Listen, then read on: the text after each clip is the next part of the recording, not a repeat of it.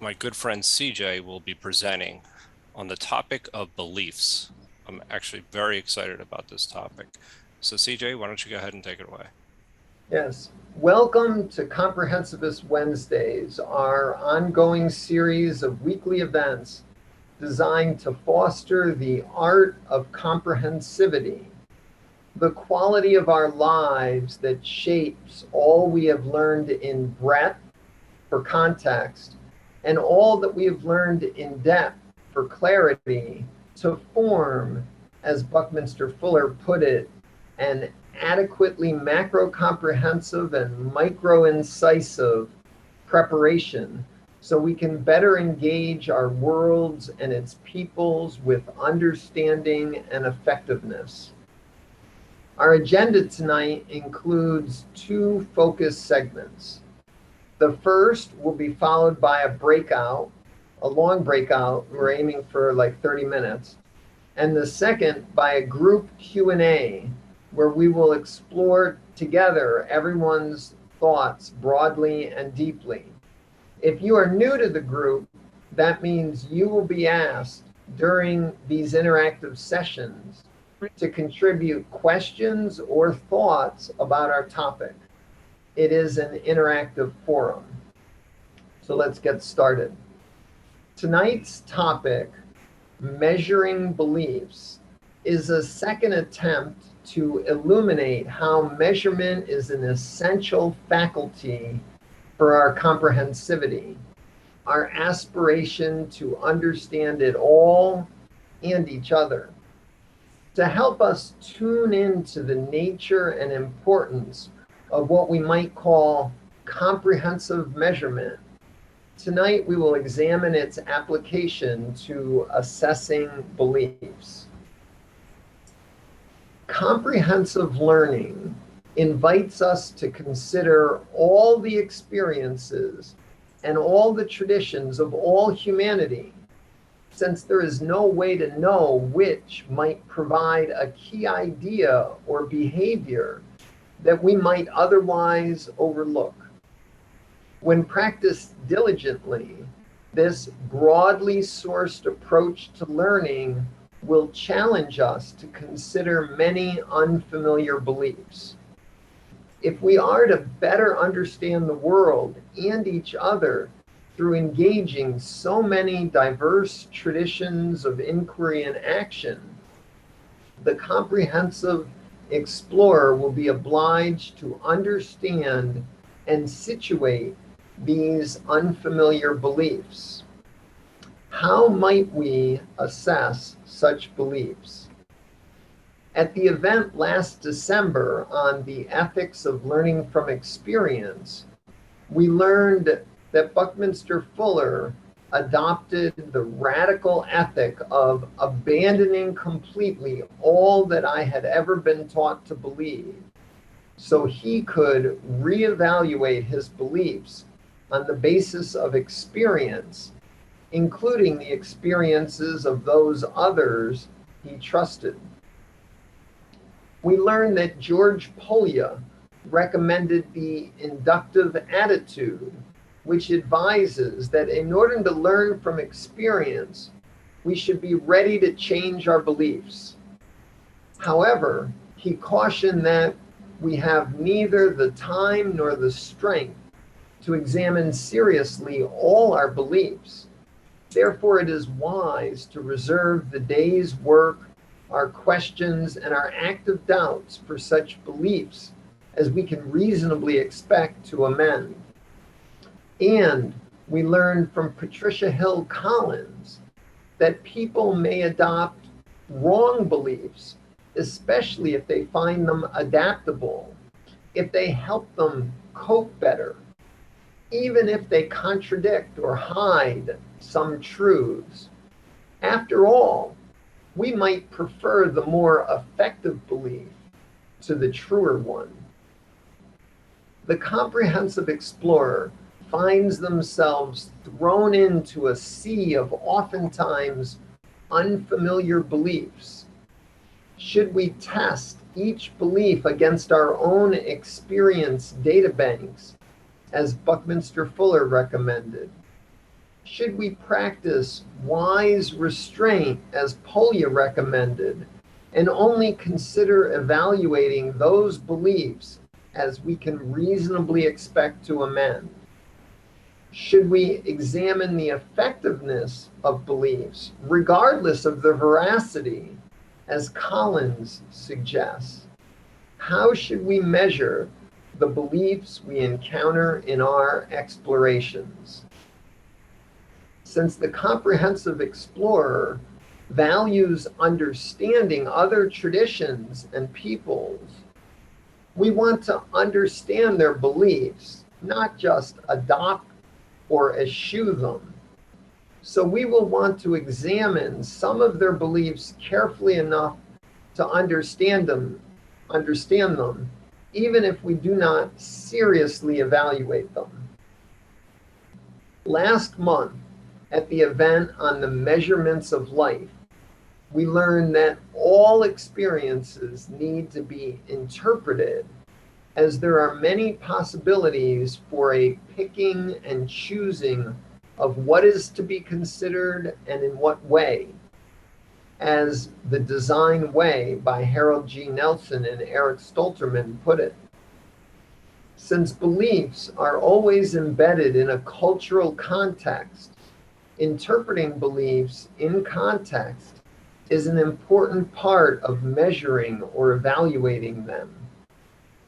The Design Way then presented a fourfold schema for assessing the worth of our lives by examining the ways, qualities, standards, and spirit of life. Should we assess the beliefs we encounter in our explorations using the worth of our lives criteria from the measurements of life? Yet another way to evaluate beliefs comes from Rebecca Newberger Goldstein. I hope you watched her 8.5-minute video featured in the event description and embedded in my essay for this event. In the video, Goldstein is mainly concerned with what she calls core beliefs, defined as those which we think we would change last, even if presented with strong evidence. She identifies 6 kinds of core beliefs. Naturalizers think a coherent natural structure, a natural science, is what should be believed. Aestheticizers think that the beautiful is what should be believed. Theologizers think God should be the ultimate source of our beliefs. Unsolvers think that what to believe has not yet been convincingly given by anyone. Reifiers think that every question can be reified, that is, made into a concrete abstraction, which will be a new believable category. And epistemologizers think beliefs are limited to our ways of knowing. Goldstein and her interlocutor, Robert Kuhn, see value in each of these ways of assessing beliefs, though perhaps many of us prefer one kind of core belief to the others. Goldstein invites us to try to imagine what it's like to be each kind of believer. As she says, the flexibility of mind induced by this exercise would be valuable. I would add, especially for a comprehensive explorer who aspires to understand it all and each other. As an exercise, can you imagine what it would be like to adopt the core belief of a naturalizer, an aestheticizer, a theologizer, an unsolver, a reifier, and an epistemologizer? You all might explore that in the breakout in a few more minutes. Goldstein's list can help us clarify or situate a belief by fitting it into her categories. Conversely, her categories help us broaden our conception of the kinds of beliefs we might encounter. One omission from Goldstein's list are the designers who believe that they can make real their intentions for a more desirable future. And I also worry that her schema risks the dangers in categorical thinking identified by Robert Sapolsky. First, we can miss the big picture by focusing on boundaries.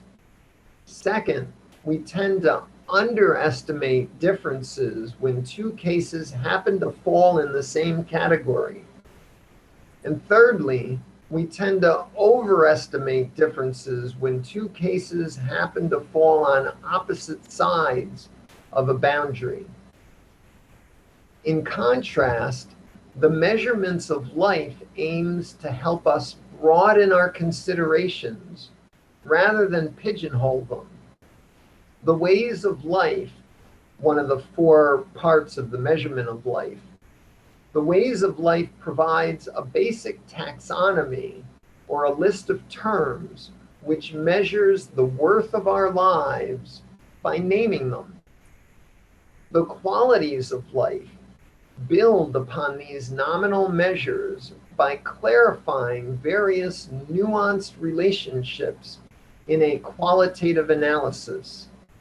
Such analyses can range from essays and reviews, literature surveys, historical or philosophical analyses, ethnography, ethology, and all the way to interviews, focus groups, and case studies, some of the most common kinds of qualitative study. Then the standards of life are those qualities of life that are sufficiently clarified that we can find effective, commensurable relationships that might be proven in randomized control studies, the gold standard for scientific research. So the ways, the qualities, and the standards of life each goes successively deeper into more clarifying relationships. And finally, the measurements of life offers the spirit of life to challenge us as measurers to look deep into our hearts, spirits, minds, and souls to see if we can sense any significant but not quite nameable concerns that should affect our evaluation. The measurements of life engages us in a comprehensive, whole-of-life approach to measurement. Its 3 demonstrative measures, the ways, qualities, and standards of life, serve as guideposts to help us identify a battery of specific measures at various levels of depth, each of which might clarify aspects of how the various beliefs we examine affect our lives. The spirit of life then measures the incisiveness of those more ostensive measures by asking, what of significance is missing from the story told by our demonstrative measures? Finally, because the disposition of the measurements of life is to assess the worth of life, it invites us to integrate all the various measures we identify into a holistic judgment about our subject, whether it be beliefs, situation, projects, or objectives. The word judgment used here is complex. It may often be used in a coercive or demeaning way to which we bristle, "Don't judge me." It can also be used in the narrow sense of decision making. The notion of judgment I'm trying to evoke here, and which I read in the book The Design Way, attempts to accommodate all factors to provide an integrated, multidimensional assessment to guide us. In comprehensive practice, judgment ranges from appreciative in formulating interpretations to a more intensive role in measurement or evaluation, to a more broader term like assessment, and perhaps the broadest and most nuanced term, judgment. In review, Buckminster Fuller and George Polya recommend empirical, experience-based approaches to evaluate our beliefs. Patricia Hill Collins reminds us to consider how beliefs are used to make sense of and guide our life, not merely for their truth value. Rebecca Goldstein's schema of core beliefs gives us 6 ways to evaluate beliefs, and the Measurements of Life recommends both demonstrative and these unformed, incipient, ineffable, or perhaps spiritual measures of the worth of our beliefs for our lives. Each of these tools provides guidance for evaluating or weighing our beliefs and those we encounter in our comprehensive explorations. This is our so far accumulated list of approaches for comprehensive measurement, and it's long enough that I think we should go into a breakout to, examine it in more depth.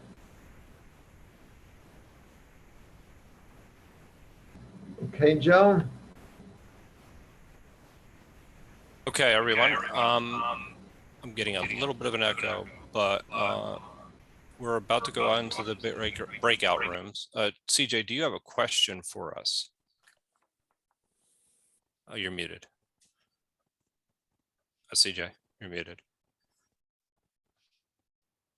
There was a lot here. Rebecca Goldstein's 6 categories. I reviewed the Measurements of Life, breaking it up into demonstrative and this spirit of life category.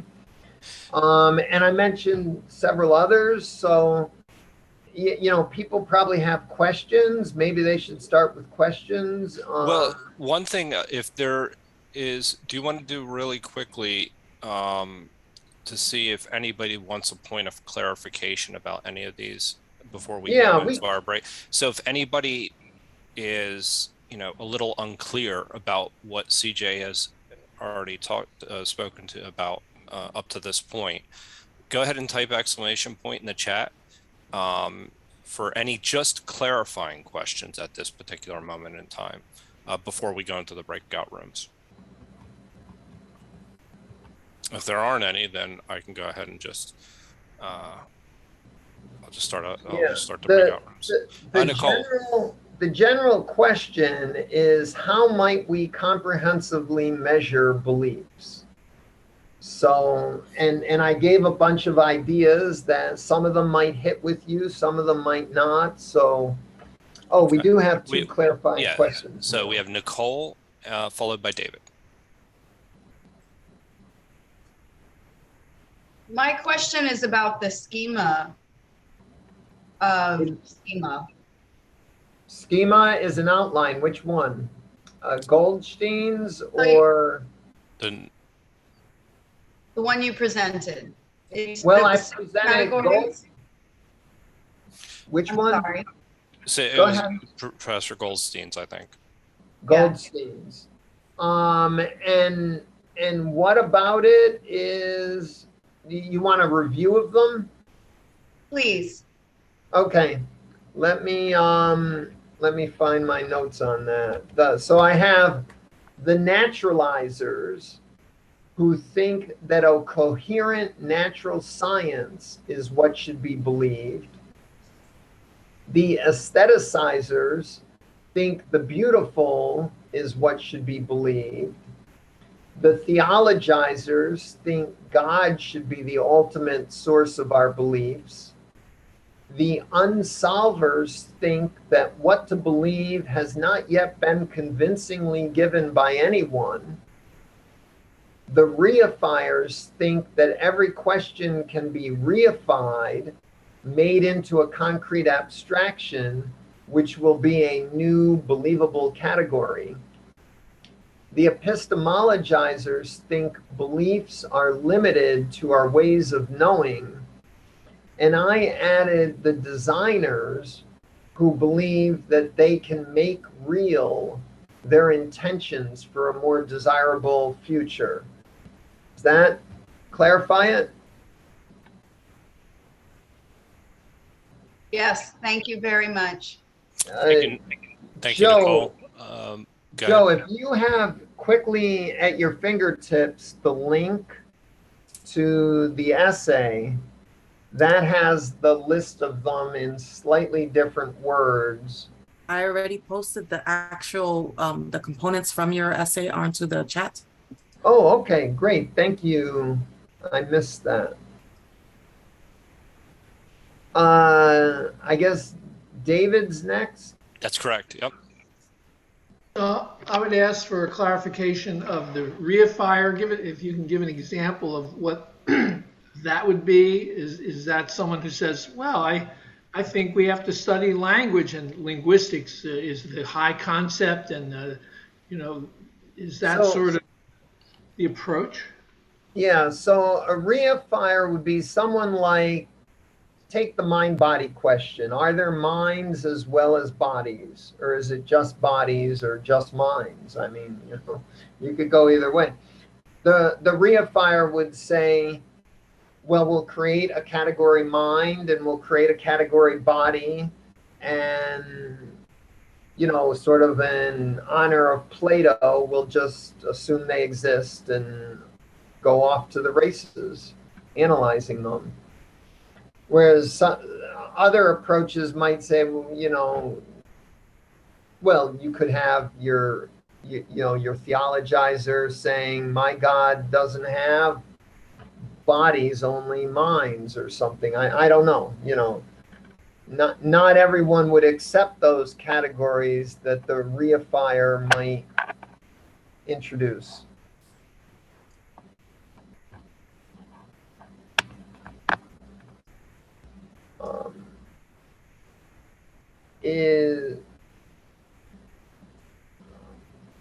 Joe, is there any other question? I don't see any other questions. Let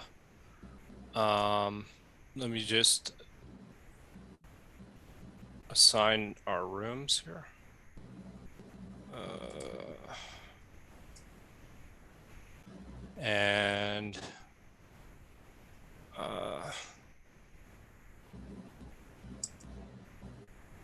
Okay, I think everybody's even here. We got 5. Well, one room's gonna have 6.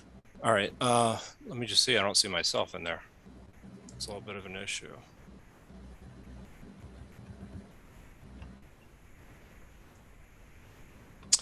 Welcome back, everyone.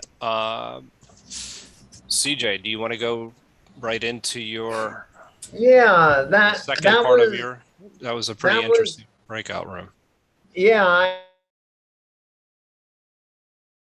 Sorry, CJ, I accidentally muted you. Apologies. You muted, you muted me too. My bad. Sorry. I thought the hosts were exempt from the muting. Apologies. No problem. So it was a great breakout in our group too. I just want to reiterate something I mentioned in my group, that one of the things I'm trying to do here, if you didn't read between the lines, is to show how measurement, which our business community and our science community usually treats very rigidly, and like we've got the answers to within 95th percentile and all that. That measurement, when thought of broadly. You know, Shakespeare had a line about the measure of a man, and we often talk about, you know,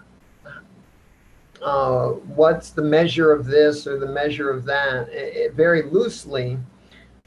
You know, one of the things behind the lines that maybe I should have said more explicitly is that I'm trying to indicate that measurement has this range going from where it's not even nameable. I can't put my finger on it, I can't name it, but something doesn't measure up here, to, okay, here's a name. I think, you know, this is something we should pay attention to. I can name it, identify 1, 2, or 3 categories or whatever. Then we can enrich it with more qualitative. Eventually we might mature it to the point where we have a firm, rigid, detailed, 95th percentile confidence interval kind of measure. But in our lives, we have so many other kinds of measures and ways. And the one of the points here, the undercurrent, is that we need to pay attention to it all, not just the more mature measures. And I'm looking to these various resources to try to see, when we're comprehensively exploring, how we might put that into context. So I want to get on with the next segment. After the next segment, we're going to do a Q&A. The second segment looks at measuring our comprehensivity. As we learn, we accumulate a growing number of experiences from a growing number of traditions of inquiry and action. So the number of beliefs we encounter and the number of tools we might use to evaluate them grows combinatorially. Our comprehensivity is how we put together or integrate all that we have learned in breadth for context and all that we have learned in depth for clarity. It gives us our inventory of concepts and perceptual lenses that becomes our interpretive toolkit. Even more, our comprehensivity forges a toolkit for our lives, as all our kinds of inquiry and all the behaviors in our inventory of actions are built upon those traditions of inquiry and action which we have engaged in breadth or in depth. In fact, as we learned at the March event on the comprehensive design of our lives, how we fashion our comprehensivity is how we shape this toolkit, and thereby how we design our lives. Our challenge tonight is, how can we comprehensively measure the beliefs we encounter? In the first segment, we explored the empirical or experience-based approaches of Buckminster Fuller and George Polya, the effective guidance concern of Patricia Hill Collins, the core beliefs of Rebecca Goldstein, and the measurements of life from the Design Way. At other past events, we've considered other traditions that can also help us evaluate beliefs. T.C. Chamberlain recommends we use multiple working hypotheses in our evaluations. Tricia Wong recommends shifting perspectives for multi-perspectival understanding. Wong also emphasized that the truth is always limited and is always contextualized with a perspective, so we should be suspicious of claims of universal truth for beliefs. The approach of comprehensive comprehensions, which I developed in several events last year, 2021, recommends structuring our hypotheses with questions to build a fabric of thoroughly refined ignorance as a basis for improved judgment making. Now, as we all know, many beliefs are in conflict with each other. Our comprehensive approach confronts us with many such conflicting beliefs, which may sometimes seem irreconcilable. At the February event on ambiguity, contradiction, and paradox, we learned that by embracing and engaging the ambiguities, the contradictions, and the paradoxes that we encounter, we may gain access to the creative wellspring for great ideas and truths. Each of these tools that I've mentioned could help us measure the beliefs we encounter in our comprehensive explorations. What other tools for facilitating our comprehensivity might help us better measure beliefs? Any tool whatsoever that we identify for evaluating beliefs, it was identified so it can be named. By naming, the very act of distinguishing gives us a nominal measure, which the measurements of life calls a way of life. It is possible that such a metric offers enough clarity that we might also consider it a quality of life or even a standard of life, might have a real number to it. Regardless, every named tool for measuring beliefs fits into at least one of the three demonstrative categories in the measurements of life.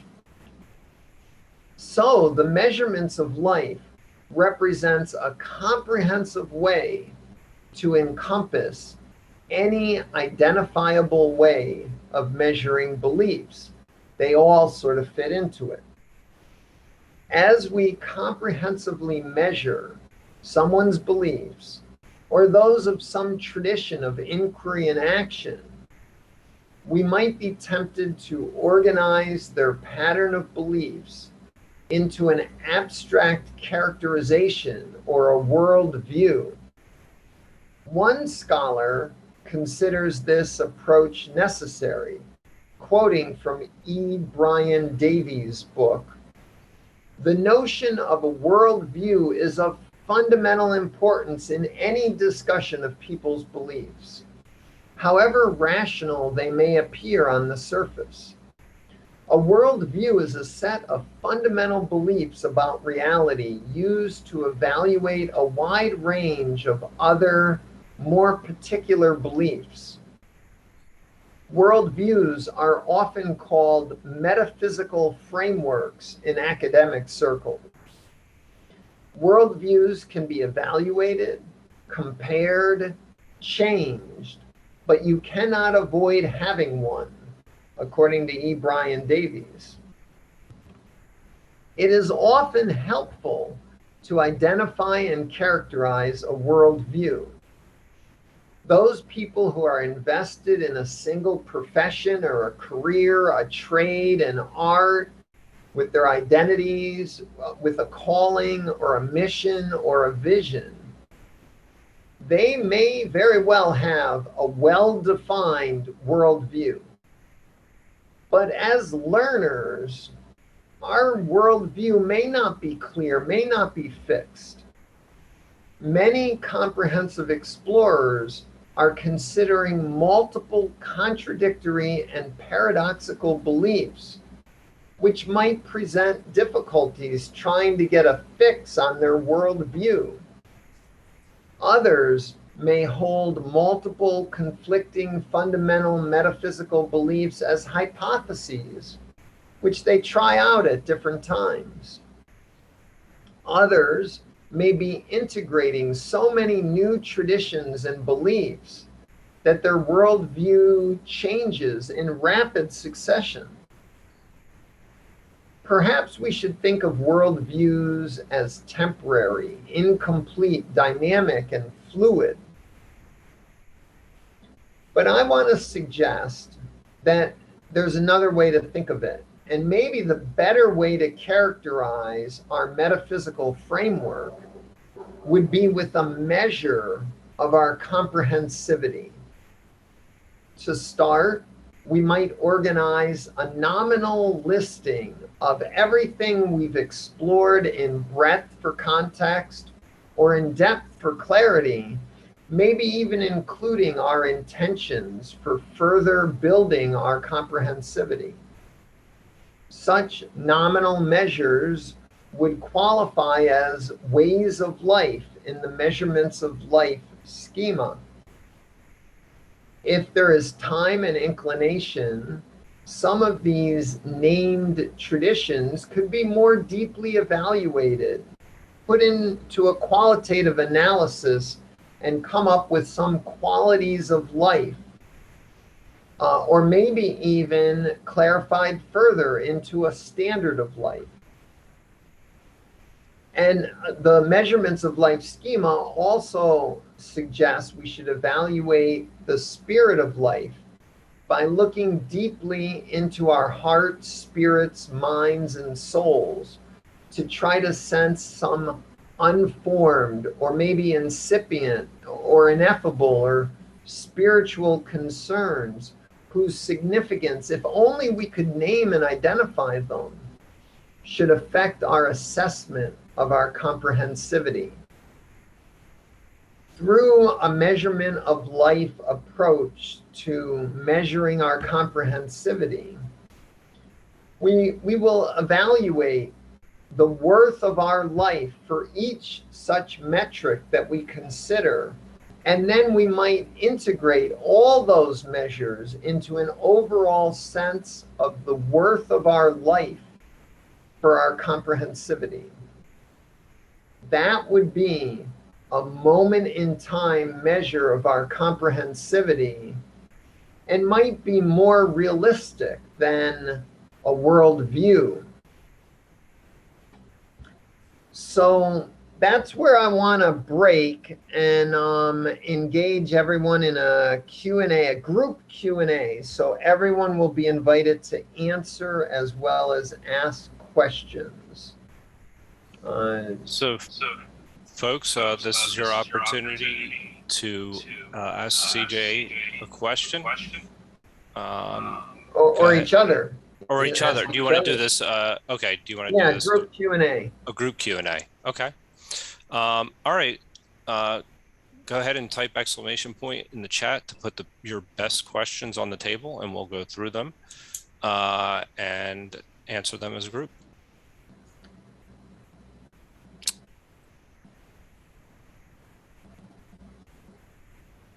It's clear to everyone? I was about to say. Roman. Hey, thank you so much, first of all, for talking. It's so interesting listening. As an artist myself, sculptor, I totally agree with you on the fact that Roman, this is just time we're just asking questions at this particular moment in time. You'll have a chance to make comments about the questions afterwards. Yeah. Okay.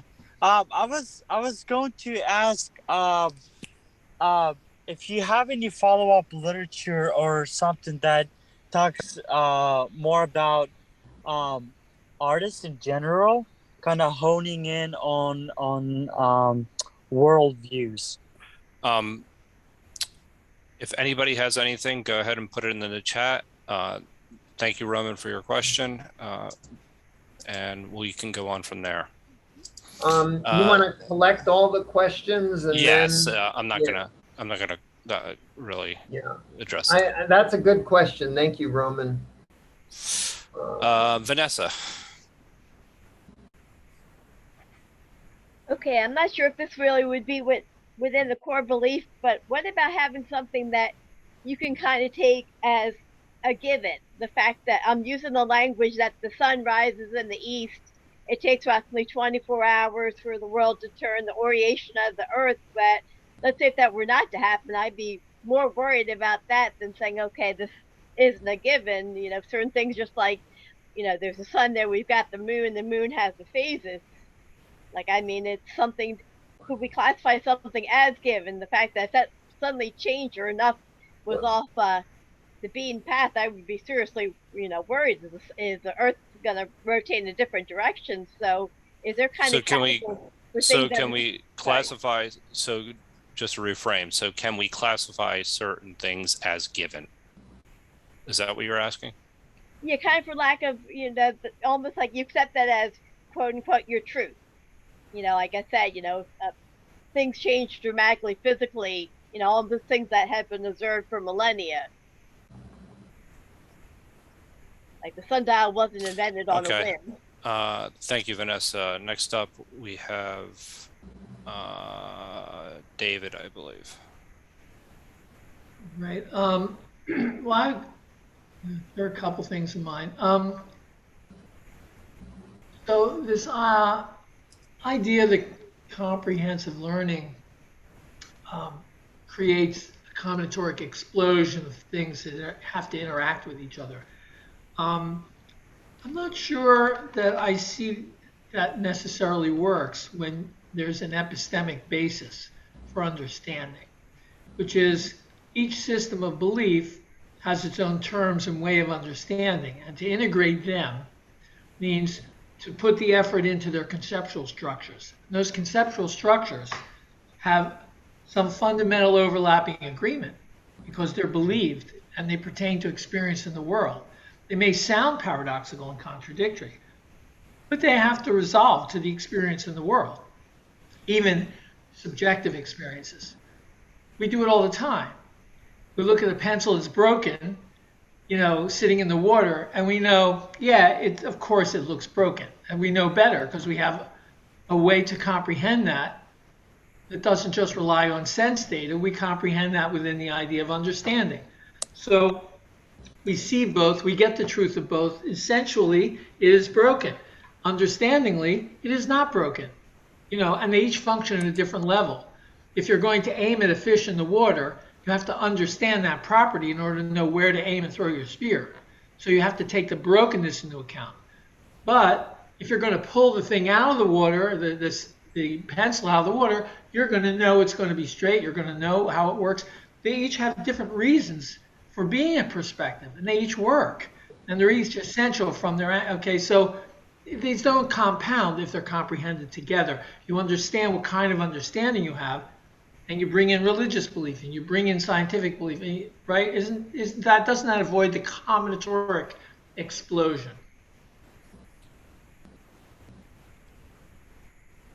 So, CJ, do you have that as a question? Because I'm having trouble Yeah, phrasing the question that. is, can we avoid the combinatorial explosion of beliefs in comprehensive exploration? Yeah, through integration, conceptual integration. I appreciate you clearing that up for me. Are there any other questions? Anything out of the breakout room? Maritza. So in my breakout room, we kind of were stuttering a little bit with the categories. And what we found ourselves answering instead was the question, what role does belief play within us?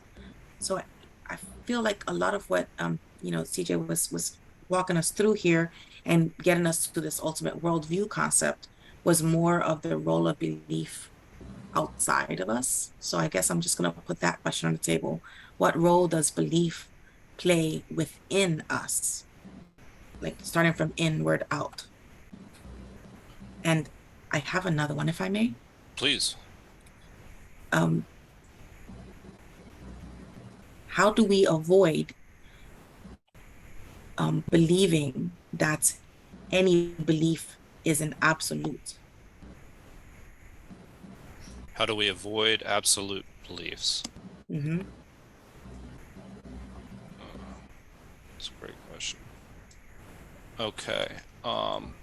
Yeah, one of the questions, actually, we had a similar question in our breakout room as well, is what is the objective behind measuring beliefs to begin with?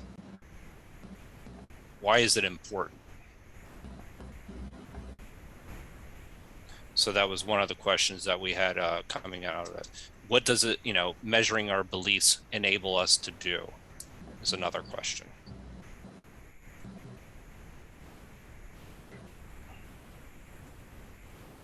So I don't know what order you want to go in with these questions. I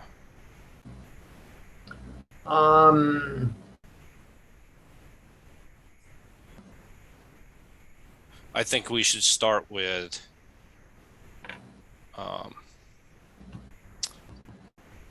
why do we need to measure beliefs in the first place?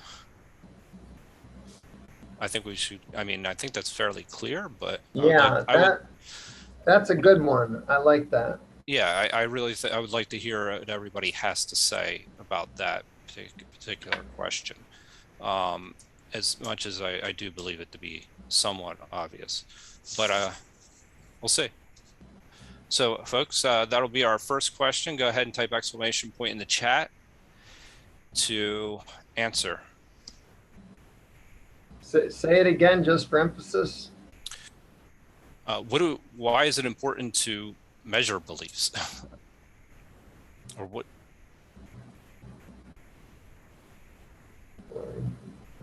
What does it enable us? Value of what does it enable us to do? Oh, good. Okay. I have Myron, followed by Maritza. Yeah, so I believe one of the darker purposes for measuring belief is you can measure whether someone else believes as strongly in the things that you believe in. In fact, what I'm thinking about is like the institutionalization of racism in the 19th century, where scientists quantified things like brain shape and dimensions in order to like properly distinguish between races. Thank you, Myron. Maritza. I think it's that old saying where, if you can ask yourself if you're crazy, there's a chance that you might not quite yet be crazy. I think it's the willingness to question anything gives us the space necessary to maybe come up with something more complete, more robust.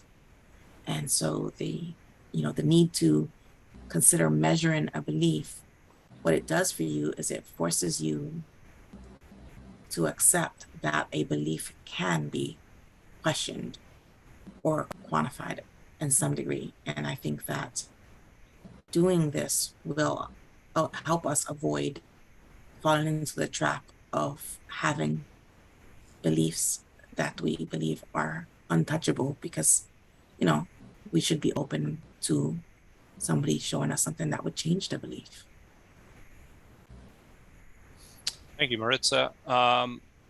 Vanessa, followed by Jeff, followed by Mike.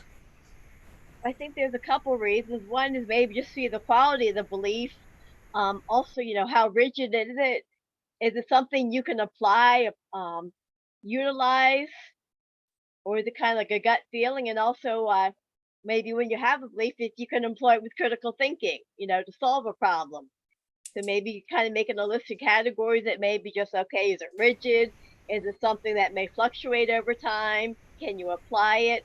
And like I said, they may overlap in some cases, and then you may realize, well, it's none of those. So either I got to table it for the time being, start over, reevaluate, or maybe talk to someone else about it.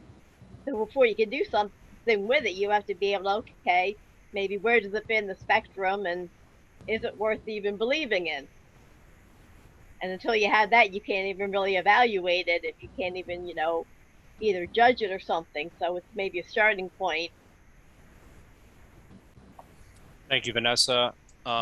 We have quite a few people, actually. We have Jeff, followed by Mike, followed by Nicole, then Ella. So I want to double down by 1,000 Maritza's point with regard to avoiding absolutism, because I think it's at the heart of the notion. That's a question, though, Jeff. That is a question. We're going to be coming to that. It is. Okay. So among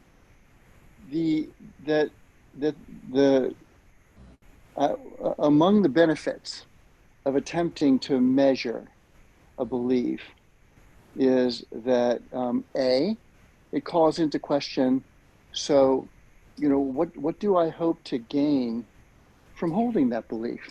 What benefit or what experience do I hope to gain from holding that belief? And then I think just as importantly, what do I think I know where I might be wrong?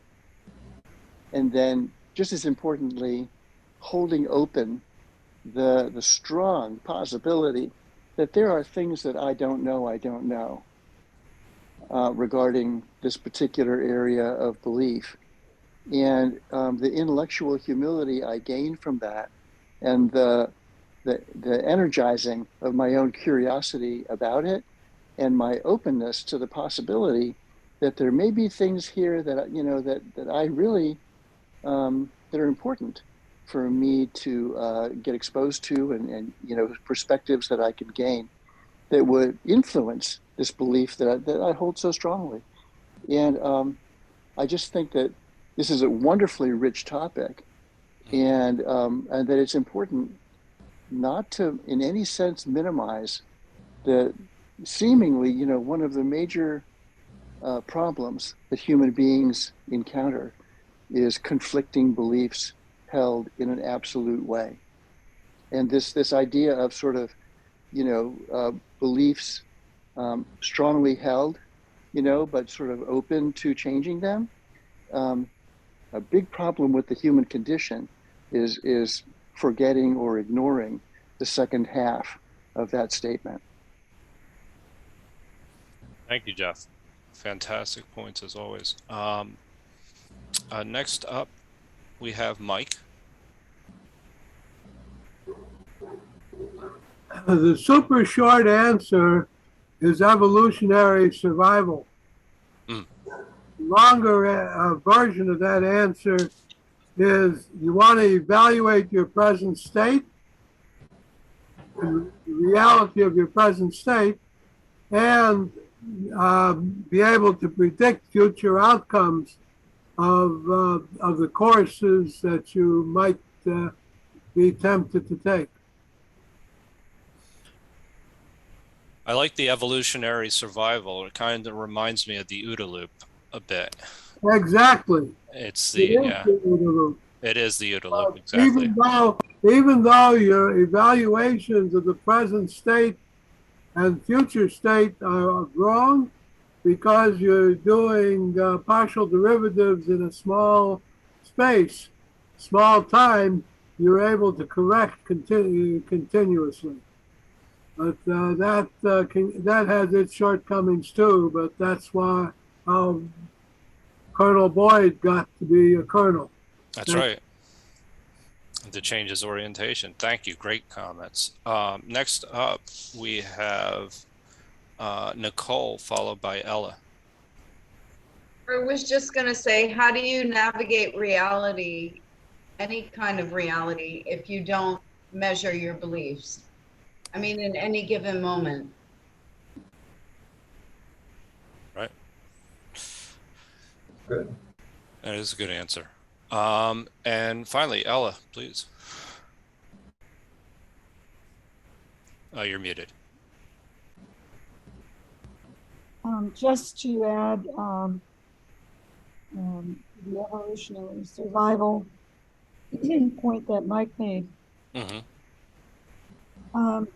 Measuring beliefs will assist me to better evaluate my priorities and how to allocate my resources toward the top priorities.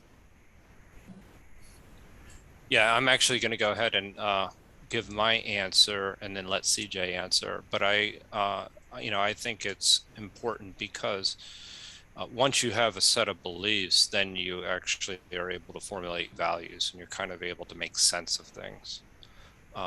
So that's really important, I think, as far as it allows you to, I don't want to use this word because it kind of it can get kind of misunderstood in this context, but it allows for a certain amount of intention. That's that's the reason why I believe that it's important to understand your beliefs, or why it's important to have beliefs. Go ahead, CJ. Yeah, so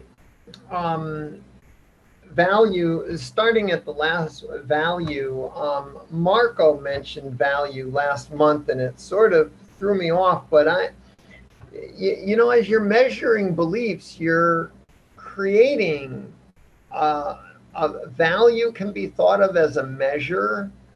It can also be thought of as, in a quantitative scale, the value is the measurement.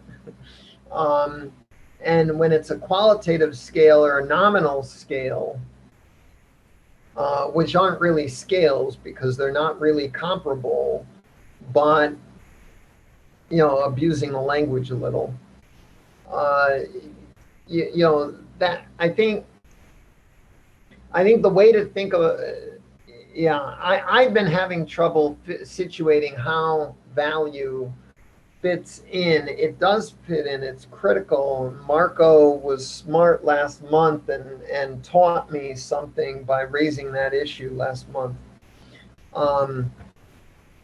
I really appreciated Myron's warning about racism. One of the problems I have with this evolutionary approach is that we often think that we've reached some sort of clarity on these things, and often that's just a political oppressive, it's the belief that survives, so we should all believe it. Well, the scenario I like thinking about is, in 10,000 or 100,000 or 1,000,000 years, will evolution go back and find one of the discardeds and bring it forward as what we should have done? I think evolution can very easily find a local maxima that is actually wretched, and so our question is, what is the value or measure? What is the value of why is it important measuring beliefs? Yeah, why is it what's important? important about it? And I want to put in a stand for the spirit of life category in the measurements of life. This idea that we really need to reach into our hearts, our minds, our spirits, our souls, however you want to think about it, for those things that we can't demonstratively name, qualify, or put a scaled measure on. I think that's crucial in getting the context and perspective. I think Maritza actually has a comment. She typed exclamation point in the chat. I just wanted to say something that came up in the breakout room I was at. I also think it was Myron's comment. He said that, the very act of measure, like we moved on to ask ourselves why measure a belief, and he postulated that the very act of attempting to measure something that we held as a belief would make that belief more valuable, because by believing that no belief is absolute, we leave ourselves open to strengthening the beliefs that do survive that measurement. Thank you. So, David, do you want to add? Yeah, this brings up along these lines. One thing we don't talk about here, measuring beliefs, is looking at how many other people believe something. And when we find something objectionable and abhorrent, and a lot of people believe it, that is like that's a measurement of belief and a measurement of our distance from an understanding, I think. So I don't know how you concretize the term measurement there, but you feel the dissonance when you don't understand something by how much you can't confront it and how much you can't talk to people. So I think that fits into a little bit of the picture that we miss what we're assuming, but we have visceral responses to things when we disagree. So there's a measurement there, which is your gut. That's very interesting. Something that actually we should probably come back to. CJ, what question would you like to attack next? I'm tempted to go with Maritza's, but Yeah. I'll let you decide. No, that's good. Yeah. So how do we avoid being absolute in our beliefs? Go ahead and type exclamation point in the chat if you would like to answer that question. I think it's a fantastic question.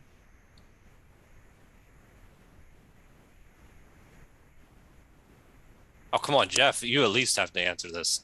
David, because I'll just riff momentarily on what I was saying, which is if we are the comprehensivists, we intentionally want to have open minds, and we have to intentionally seek out things that we don't understand and believe, and look at what feels uncomfortable and question it enough to understand it, right? So that's where I would take that question. Thank you, David. Next up is Vanessa, followed by CJ. Sometimes if you just take stock and realize that you never have complete information and think about times in your past where maybe you've been wrong. And also, if you truly reflect upon it, what are you maybe conveniently leaving out of that belief? So maybe it wouldn't be as strong if you were to include all these other little side notes. Like I said, if you're kind of not a pessimist per se, but realize, okay, skeptic, there's always something that's not being said or even I'm not acknowledging.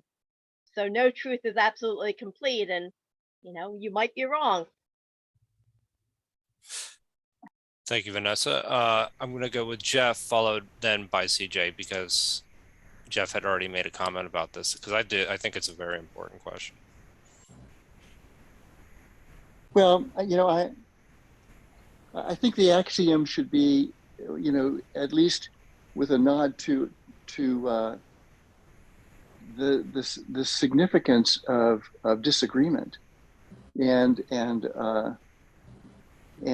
how it leads to many things, including conflict, is really strong opinions, strongly held and often fiercely defended and potentially inflicted.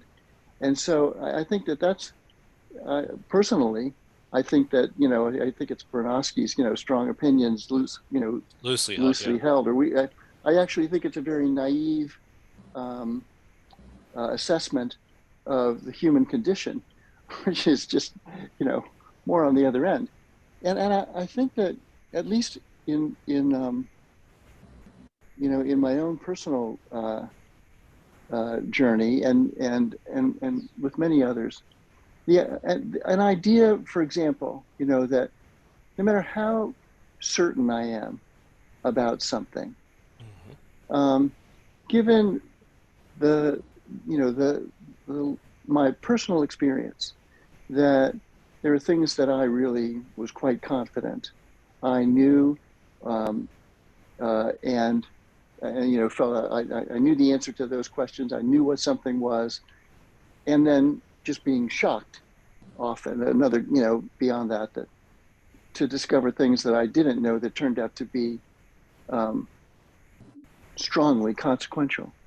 That if I just assume that I'm always wrong, at least 10%, and on top of that, I don't know which 10% it is, and so it would be useful, it would be wise for me to assume that about myself, and to encourage that in the culture of organizations or a family or a country, so that we can stay open and stay curious, and maybe be a little bit less inclined to inflicting our absolute beliefs on each other, as if we're somehow perfect and our knowledge is perfect and always adequate to that orientation.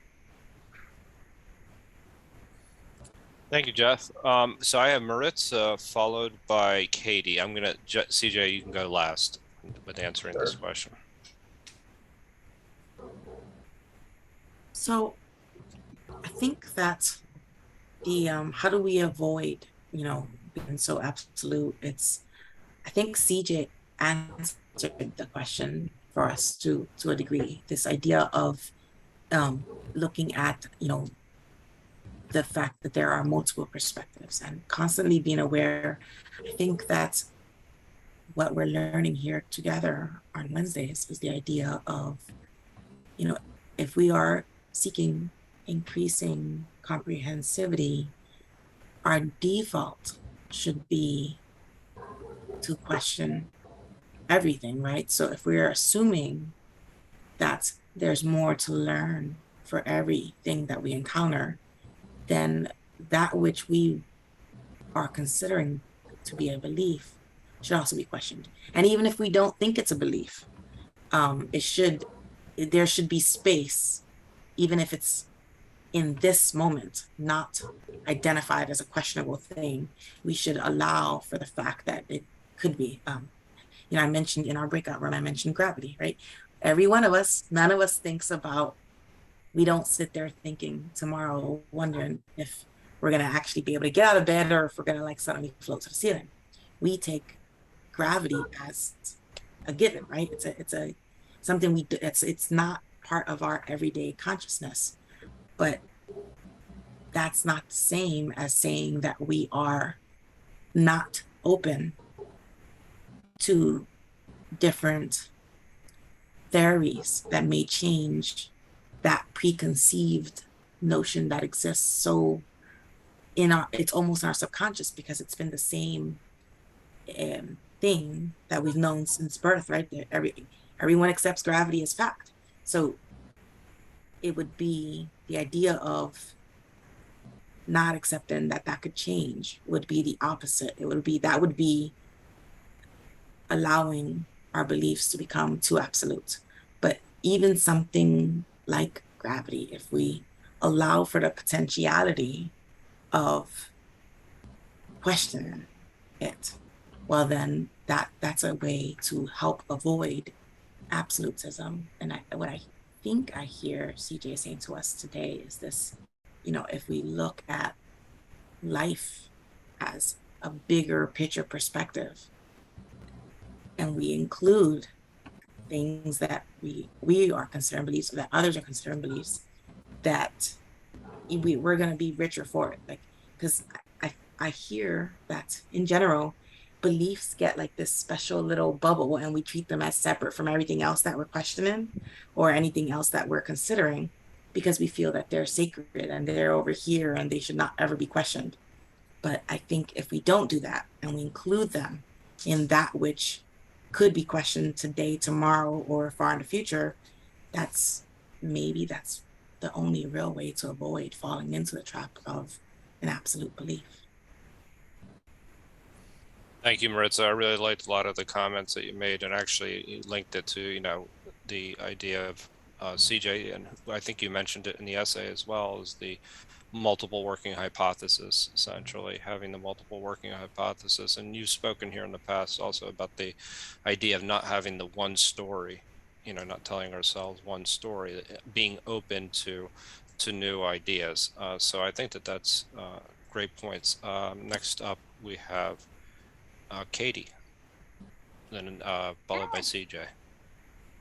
I was going to say exactly what Jeff and Maritza said. Jeff hit the buzzword. I was going to say with curiosity. I can hear from people's tone of voice whether they have a sense of curiosity, whether like just how they talk. I can tell when someone thinks they already know the answer, or whether they're open to like hearing more information or having their own thoughts. But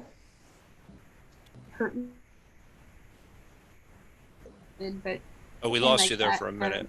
Lost you there for one moment. Can you hear me now? Yeah. So I think like the natural tendency is to kind of want to feed the confirmation bias. I think that's just a natural human bias. But I think, yeah, exposure to new ideas, curiosity, that was exactly the word I was going to use. Yeah, and being open to those ideas is what's really critical, is that, you know, not being dogmatic in our belief systems, that we know all the answers, I think is important in order for us to accept new information. It also takes an act of courage, I believe, to have your beliefs challenged and to change your beliefs. I think that that's very important. So, CJ, what's your answer to this question? So, you know, obviously a lot depends on context. We may be in an abstract comprehensivist exploration. And in an abstract comprehensivist exploration, until you've actually got some, you know, knowledge about all the uncontacted tribes and contacted tribes and ancient philosophies that no writing has come down to us from, which of course is all impossible, we can't know that we've looked at all the ways of thinking about it. So I think a comprehensive approach is some protection. But the problem is that most of us in our lives have actions we want to undertake. We want to make something better in the world, you know, bring about some change, or just live our lives. And in all these cases, we don't have the luxury of this infinite time expanse into all of humanity's traditions. And so we have to do our best measuring what we know of the world with what we know of our project or initiative or intention. And that's where it can get messy. But I just think the comprehensive approach, the tuning into how comprehensivity with its breadth and depth inherently challenges us to think, you know, well, maybe it's absolute, but maybe we haven't looked at the Akan people in Ghana yet. You know, and maybe they would be the exception to break apart our beliefs. Okay, so what question would you like to take next? I'm tempted to go to David next, but I'll let you choose.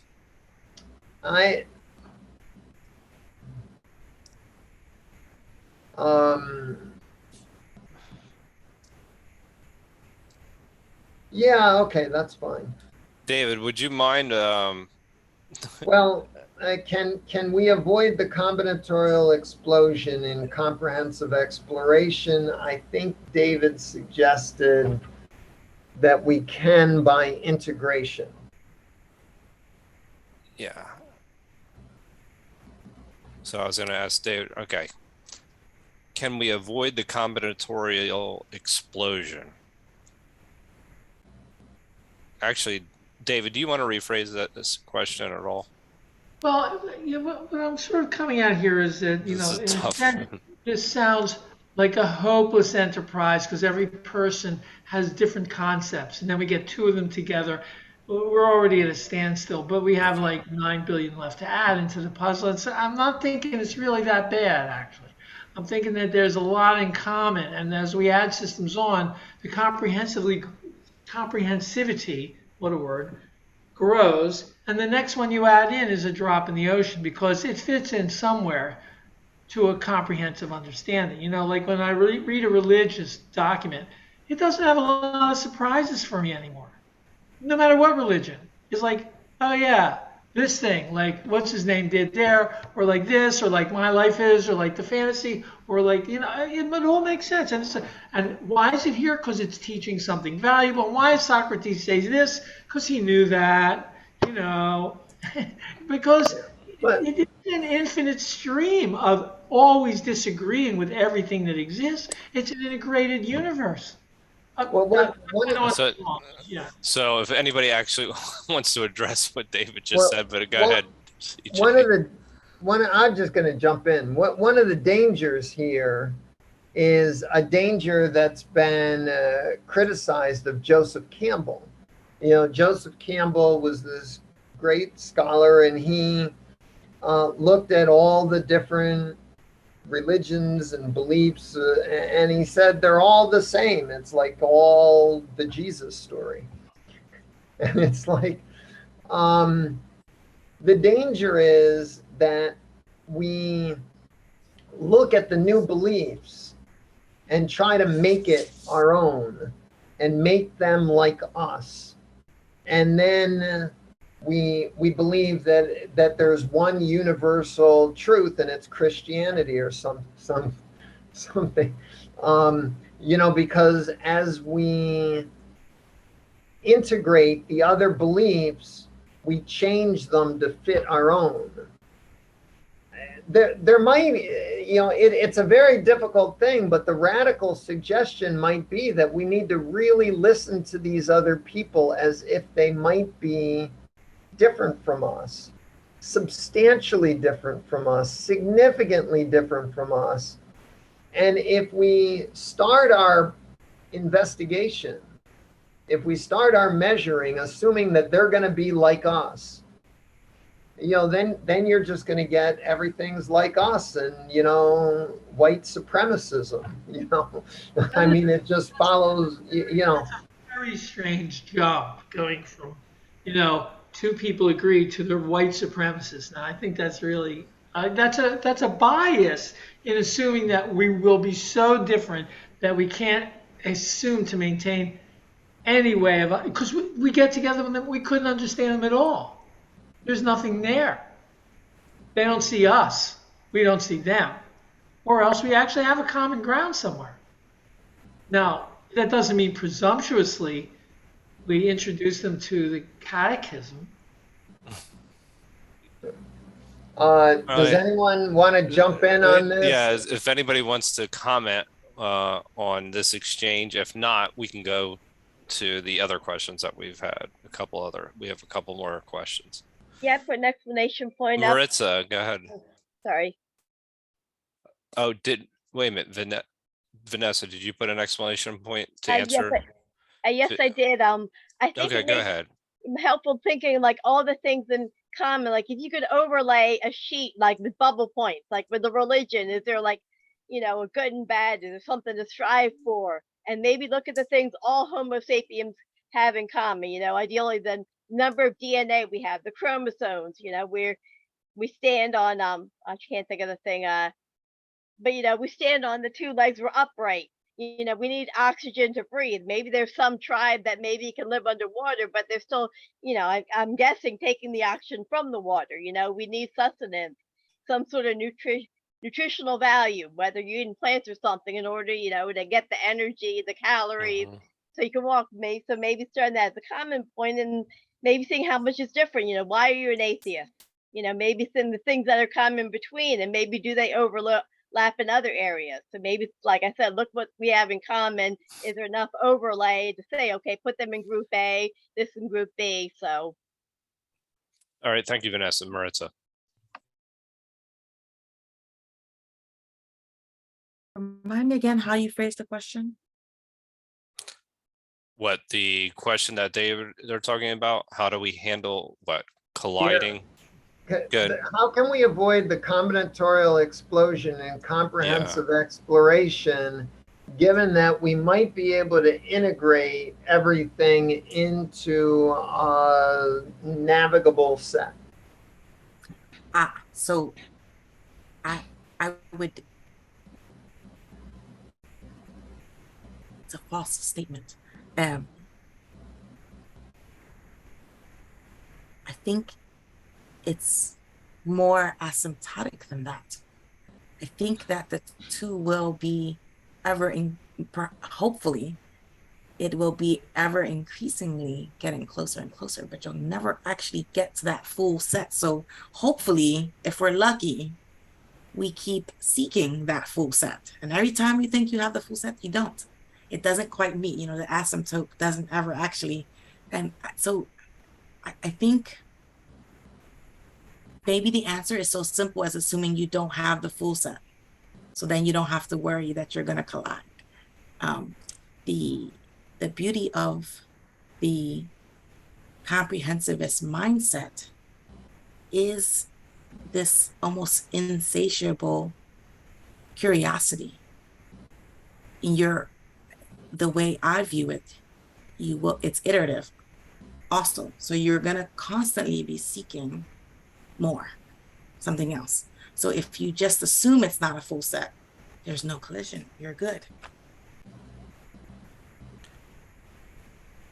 Okay. So go ahead. Joe, do you have anything to add? No, I don't actually. I really don't. Let me add one little thing. Thank you, Maritza. That brought me round again.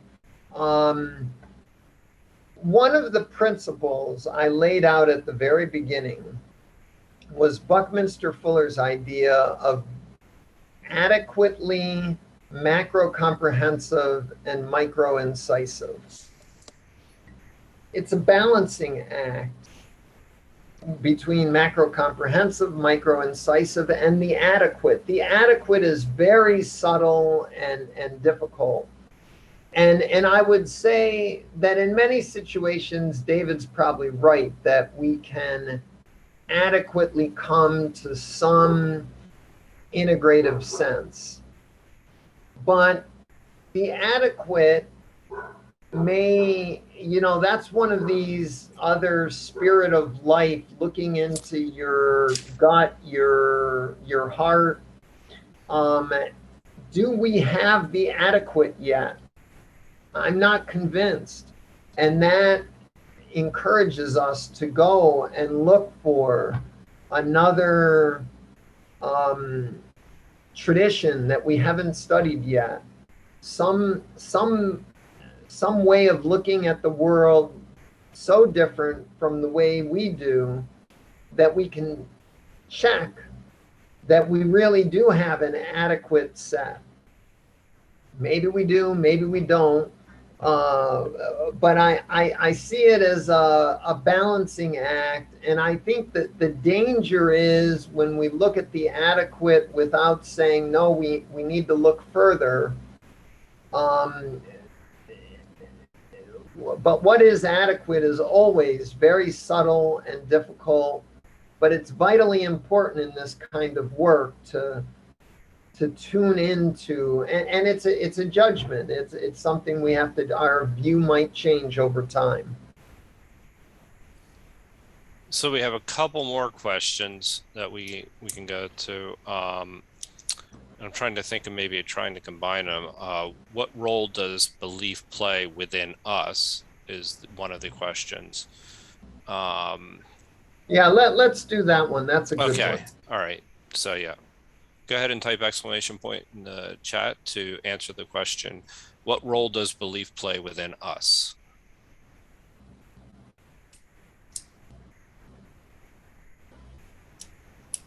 DLJ. Good morning, all. Good Sorry morning. if this is incoherent because it's 4 a.m.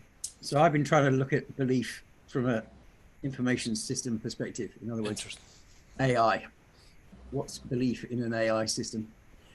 And I'm coming down to linking it to our human comfort zones, right? So it's to do with our baseline. So the role it plays is our default, our baseline, and therefore an override. So we're receiving new data, and if it fits with our existing frameworks and the lenses in which we look through, it's accepted as information, just okay. And if it conflicts, then it's going to trigger a response, which in humans might be the freeze, flight, fight kind of thing.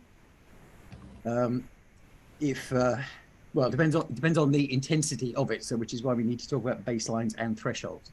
So I'm looking at it from an information system point of view. So in humans, yeah, I think it's going to be to do with comfort zones and or the intensity of response. So if you, as I've accidentally done, insulted someone's religion without knowing it in somewhere like Pakistan, it could be life-threatening. So you kind of have to know other people's, particularly if you're in a situation not in your comfort zone, right? You need to be aware of other people's baselines or comfort zones, or the point at which you are going to trigger some sort of potentially violent reaction, right? So I'm trying to map that onto AI systems to see how AI would behave if its baseline is threatened, might be the right word, or yeah, there you go. So that's kind of how it works. So that baseline allows it to sift, otherwise all information would be knowledge, right? So it's allowing it to sort. Is that what you're saying? So yeah, so I'm defining knowledge as actionable information. Baseline is the, so that would be input, right? Right. So baseline is the current version of what is accepted or authorized, or internally or group authorized. Yeah, so that would be. But not all information would be knowledge. No, information is right. Message received and understood in the textbooks. Knowledge is actionable information, which means you need essentially two sets of data in order to be able to compare. Correct. So a bit different. So I'm looking at it from that perspective. So I'm trying to then map that back to the human side. So I'm seeing it as essentially, we use the term comfort zone, learning zone, panic zone, right? So it's where you trigger somebody into their panic zone, the going from I can, I will to I won't. And that's the strong reaction. So that's why it's useful to understand your own and other people's. So are you saying maybe in my language, knowledge is measured belief?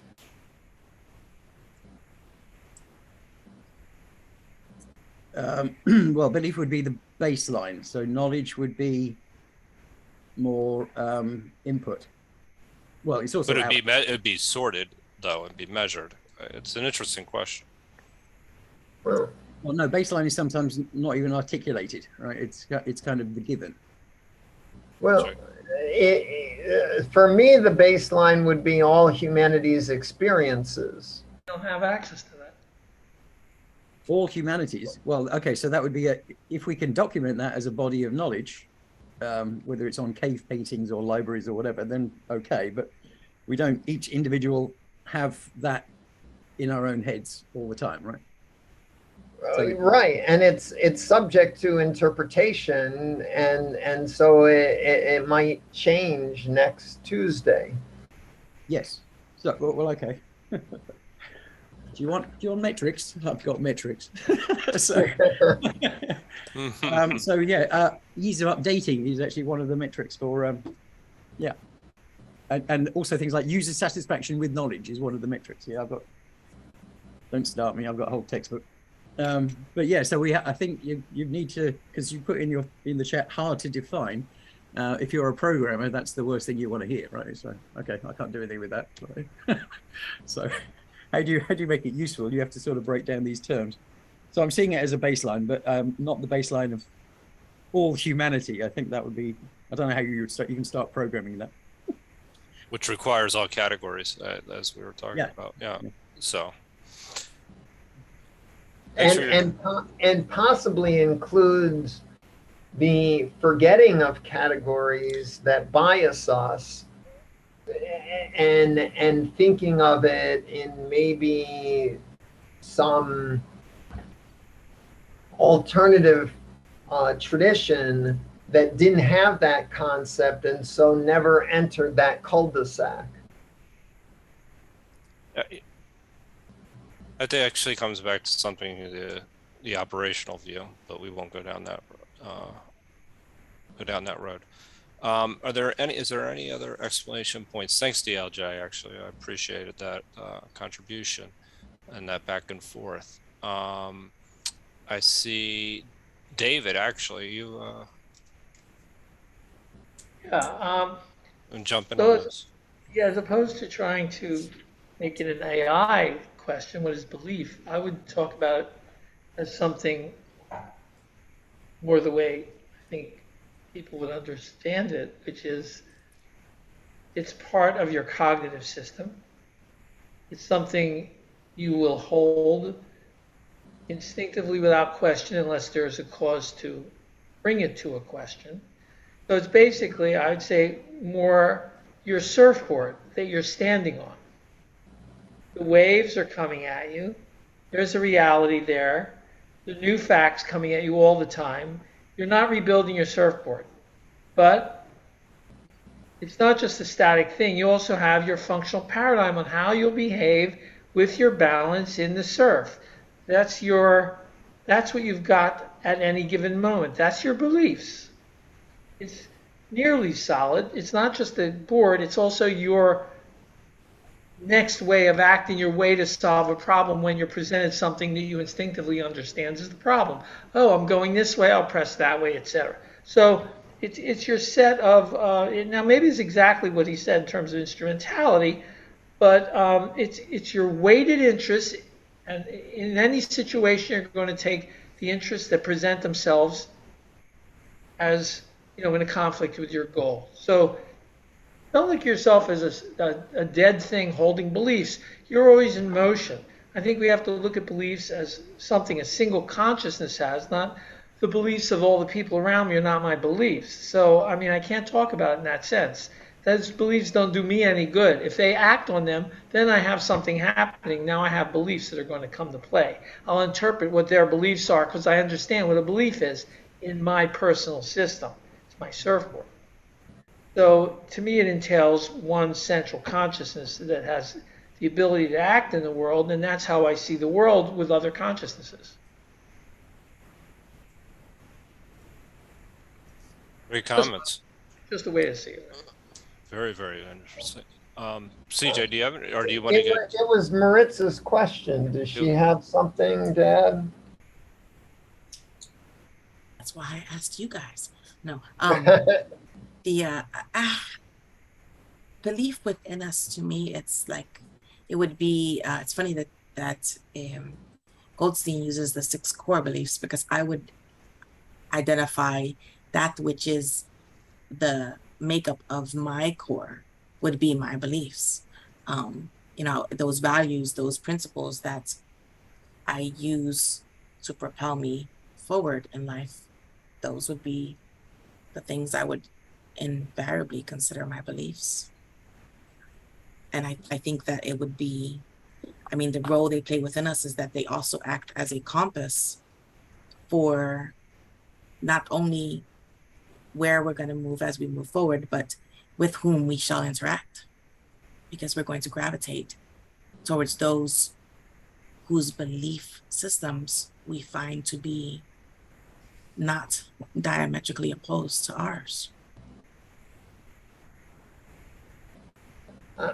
I'll tag on with the idea of measuring our comprehensivity I mentioned in the second segment.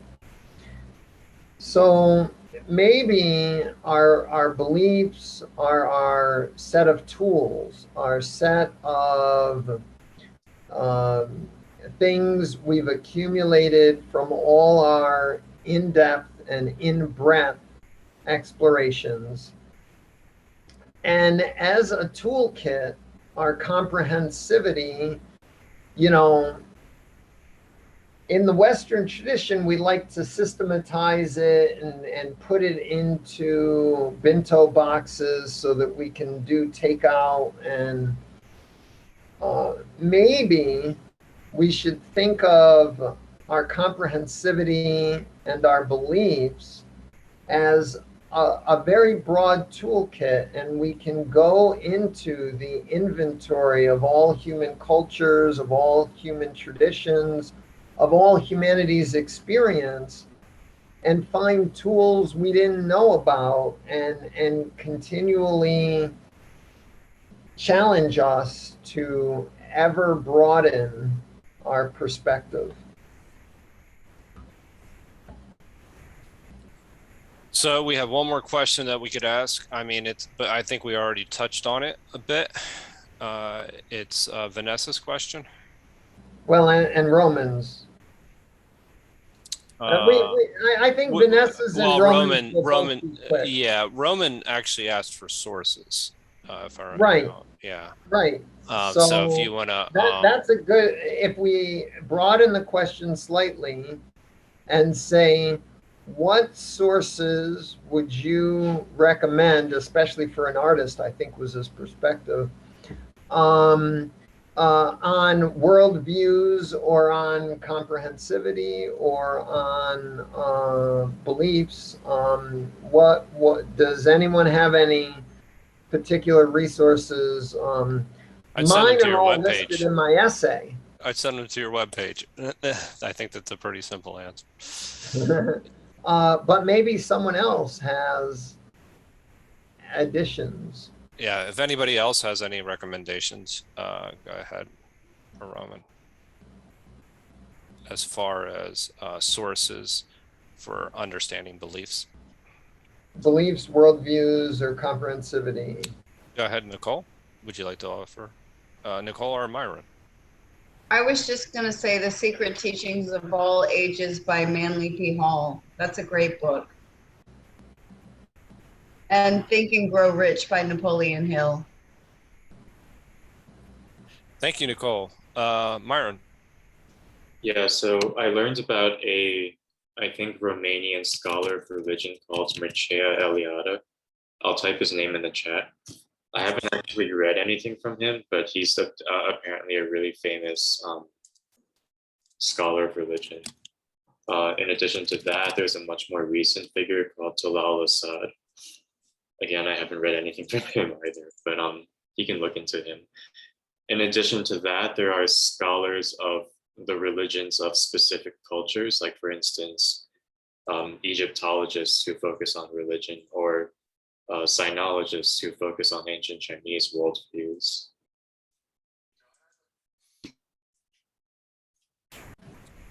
Thank you very much, Myron.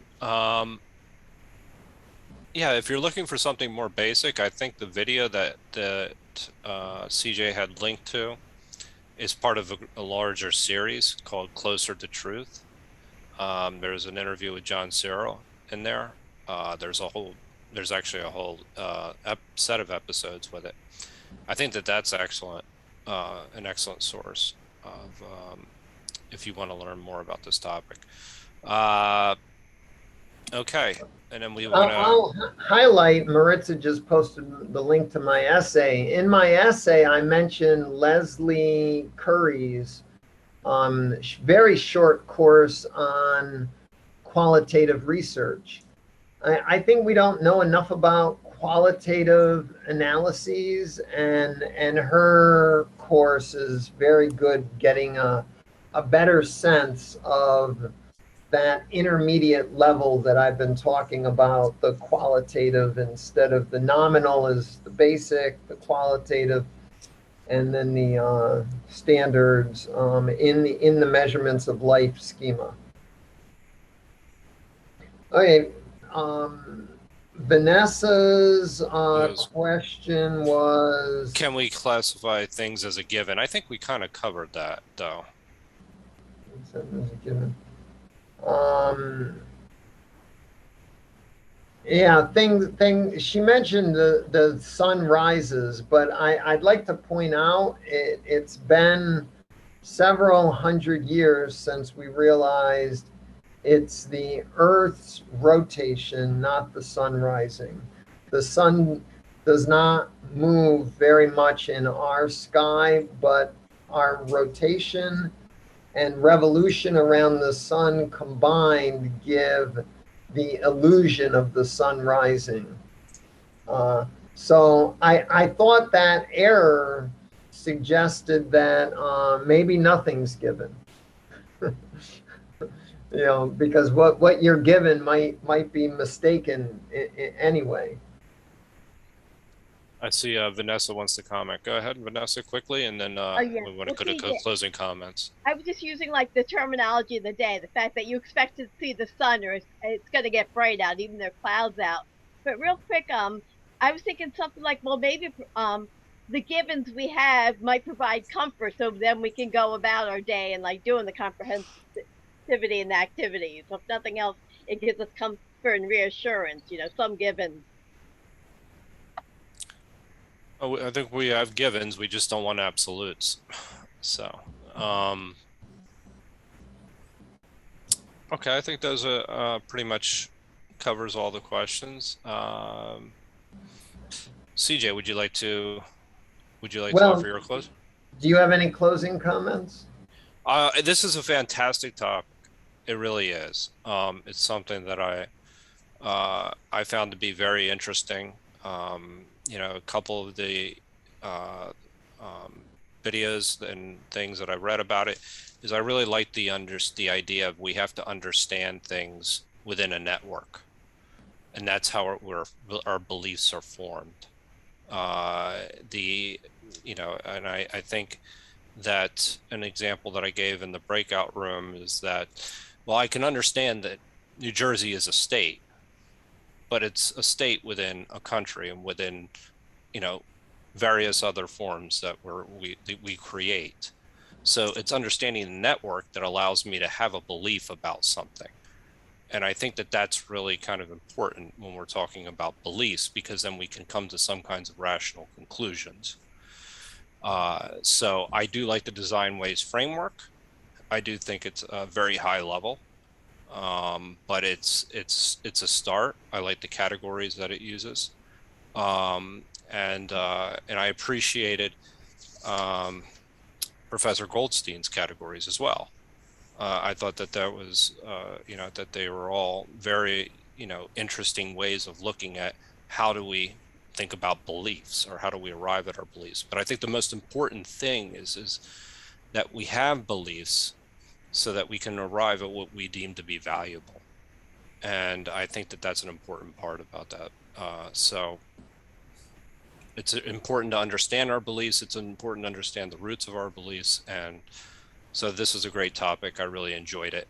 And so I'll give you the closing comments. Thank you, and thank you everyone for your ideas, comments. I wonder what will motivate my thinking the next week.